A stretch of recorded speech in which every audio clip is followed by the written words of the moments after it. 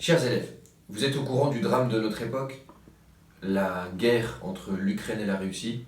C'est terrible, mais vous savez, il faut être nuancé dans la vie, il ne faut pas mettre tout le monde dans le même panier. Alors j'ai choisi de vous parler ce matin d'une femme, d'origine russe, qui a eu un destin incroyable. Cette femme a demandé la nationalité française, mais je vais vous raconter ça.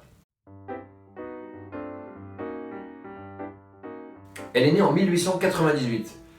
À la toute fin donc, du 19e siècle, Leïla Agondokov. Son père est général d'Empire et sa famille vit dans le Caucase, une région montagneuse de la Russie.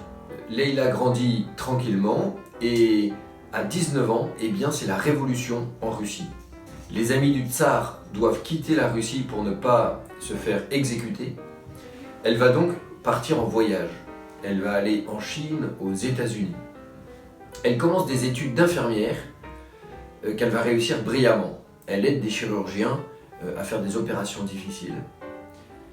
Et elle arrive en 1935 à Paris, en France. Et là, c'est l'émerveillement. Elle tombe amoureuse de Paris, des valeurs françaises, de l'élégance, de la douceur de vivre à la française. Leïla est une belle femme. Elle va être mannequin pour Chanel. Elle décide de changer de prénom. Elle va s'appeler Irène. Elle demande la nationalité française, elle veut être française. Irène, donc, eh bien, va utiliser ses connaissances d'infirmière et son origine de princesse. C'était une princesse. Leïla Agondokov, donc elle connaissait énormément de personnes fortunées et elle va demander de l'argent à ses amis, donc les personnes très fortunées ou les têtes couronnées d'Europe, pour financer des camions qui vont être transformés en ambulances. Irène, donc Agondokov, va inventer les premières ambulances. Et elle va aider les Espagnols à partir de 1936 jusqu'à 1939 parce que c'est la guerre là-bas, une guerre civile terrible. Et donc, eh bien, ces ambulances vont pouvoir soigner les soldats espagnols.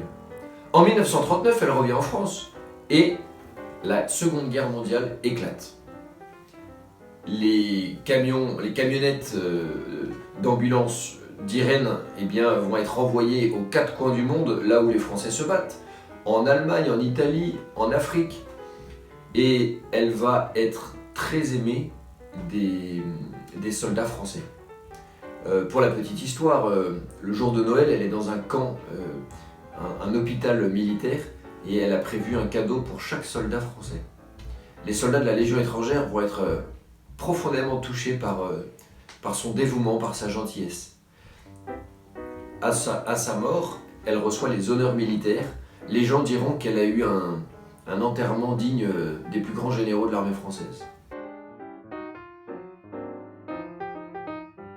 Cette femme nous apprend beaucoup de choses.